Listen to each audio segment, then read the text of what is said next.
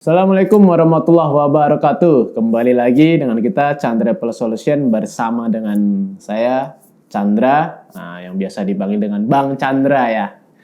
Hari ini semoga kalian semua sehat semua, semoga hari ini lancar semuanya ya. Hari ini kita akan sharing dengan adanya beberapa pertanyaan yang tentang CPU untuk di iPhone. Jadi Bang, kenapa sih kalau yang rusak itu udah di CPU-nya pasti cancel kayak gitu? Itu yang pertama. Yang kedua, Bang, kenapa sih setelah kita servis, masuk pengerjaan, ternyata CPU-nya itu bermasalah, apakah sebenarnya itu nggak bisa dibenerin? Nah, gitu kan. Jadi, kenapa cancel? Nah, alasannya kedua, apakah nggak bisa dibenerin? Memang nggak bisa dibenerin. Jadi ini yang saya ambil sampel ya, contoh ya. Ini tuh CPU-nya iPhone 7 A10. Oke. Nah ini salah satu mesin ya, yang kemarin kita untuk pindah badan atau pindah board. Jadi untuk di iPhone itu untuk CPU itu nggak bisa diganti kayak gitu, karena apa? Untuk CPU dan CPU baseband ini ya, CPU dan CPU baseband ini memiliki data sinkronasi yang memang tidak bisa untuk menggunakan, misalnya CPU baseband iPhone ini menggunakan CPU-nya yang lain, itu nggak bisa. Begitu juga sama, misalnya ini yang rusak CPU basebandnya, terus ngambil pakai CPU baseband mungkin kannibalan yang lain, nggak bisa juga. Jadi ini udah satu paket nih, CPU sama CPU baseband yang datanya tuh harus sinkron. Jadi kenapa sih CPU nggak bisa diperbaiki? Karena di saat CPU ini memang sudah rusak, ya karena memang nggak bisa diganti. Dan untuk perbaikannya, kalau ini mikro banget ya, mungkin nano kali ya untuk komponen-komponennya. Jadi memang di saat ininya sudah rusak, karena di saat kita riset kemarin pun ini bagian ini CPU kita kerok, terus bagian ini itu kerok, itu bahannya kayak seperti kaca kayak gitu di saat kita riset kayak gitu. Jadi memang di saat ini rusaknya itu bisa dikarenakan biasanya kalau CPU rusak, itu karena udah melalui proses pengerjaan. Yang di mana dalam proses pengerjaan itu pastikan adanya panas ya. Panas dari blower, panas dari heater.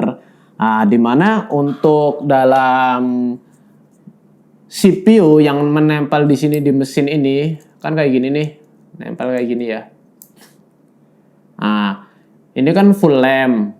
Di saat adanya panas masuk, ini terkadang terjadi keretakan di dalam CPU.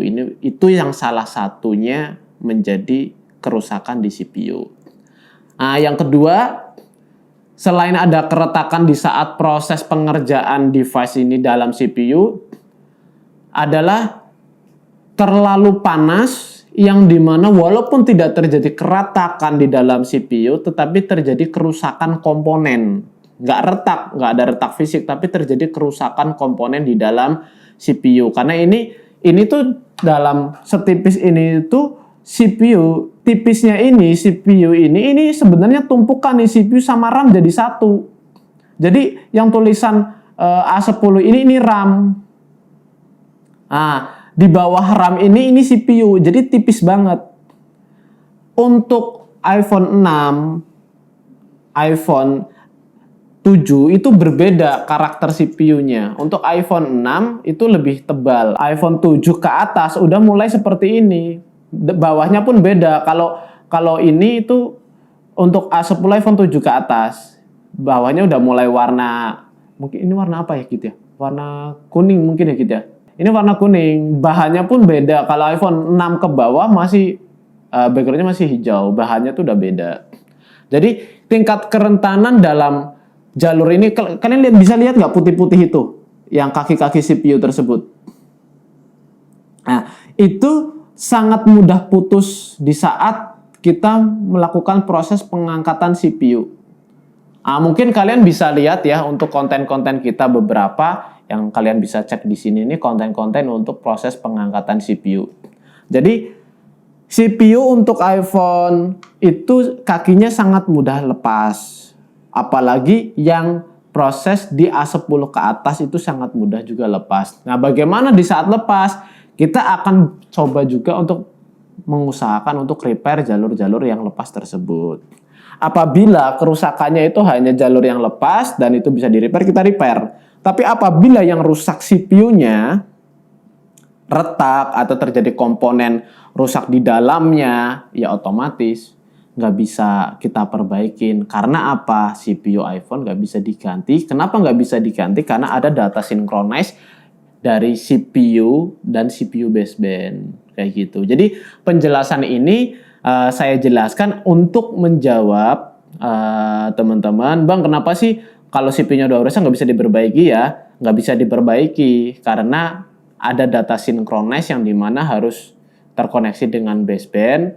Karena kalau CPU-nya nggak sinkron sama baseband, pasti basebandnya hilang, IMEI-nya nggak ada, ya percuma juga kan kayak gitu. Jadi sebenarnya itu paling pentingnya itu karena sinkronasi yang agar IMEI itu bisa muncul kayak gitu.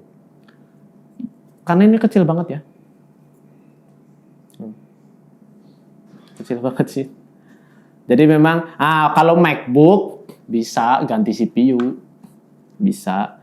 Misalnya kalian kemarin pakai Core 2 Duo kayak gitu kan. Misalnya CPU-nya rusak, diganti, ngambil dari Kannibalan bisa. Tapi kalau iPhone nggak bisa kayak gitu. Jadi jawabannya adalah iPhone apabila CPU-nya rusak bisa diperbaiki nggak? Nggak. Bisa nggak diganti pakai yang lain? Nggak bisa. Karena apa? CPU tersinkronasi data dengan CPU baseband kayak gitu. Nggak bisanya kenapa? Salah satunya keretakan dalam CPU atau kerusakan dalam komponen CPU karena overheat, terlalu panas dalam proses pengerjaan seperti itu. Mungkin itu ya untuk sharing hari ini. Jadi untuk menjawab apabila CPU sudah rusak, apakah bisa diperbaiki? Nggak bisa. Terus bisa diganti apa tidak? Nggak bisa. Karena apa? CPU sama CPU baseband punya sinkronasi data yang memang udah satu paket. Nggak bisa terpisahkan. Itu untuk sharing hari ini. Semoga bermanfaat dan mungkin bisa menjawab buat teman-teman semua yang bertanya tentang CPU iPhone itu bisa diganti nggak? Tadi penjelasannya sudah saya jelaskan ya. Jangan lupa buat kalian semua yang memang membutuhkan untuk jasa servis iPhone, kita lokasinya di Purwokerto, ini alamatnya. Oke? Buat yang luar kota bisa kirim, konsultasi dulu nggak apa-apa, ini nomor WhatsApp kita. Oke? Spill juga nih ya untuk Instagram kita, TikTok kita, Facebook kita.